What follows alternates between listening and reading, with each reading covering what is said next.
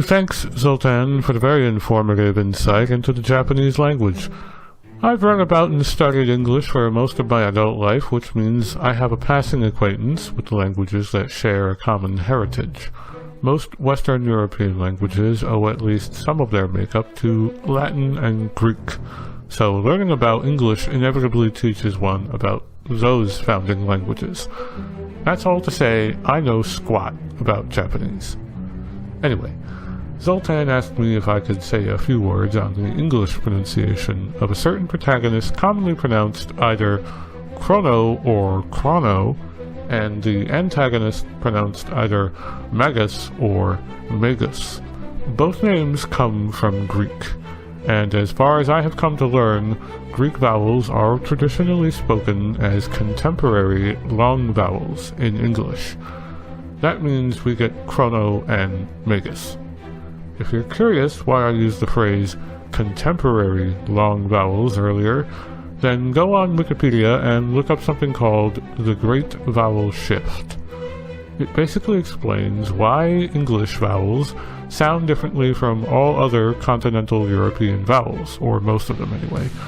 That is to say, A, E, I, O, U rather than A, E, A, O, U.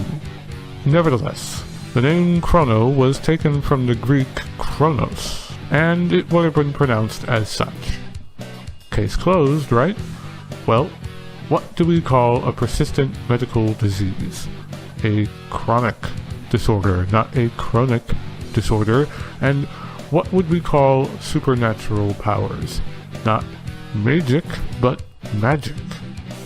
And yet, chronic and magic are both rooted in the same two words that give us chrono and magus.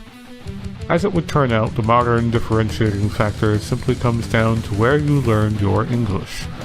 If it was in America, then you are more likely to say chrono and magus, which sound more like their recent Latin variants. But if you learned English practically anywhere else, you've adhered to a British English style that hews more closely to the classical Greek. If you're confused, no one should really blame you. It's a confusing situation, almost like there are different rules at play in different situations. And that assessment wouldn't really be far from the truth. It also helps that there's literally an old saying regarding this exact difference in vowel usage, and you probably already know it. Tomato, tomato.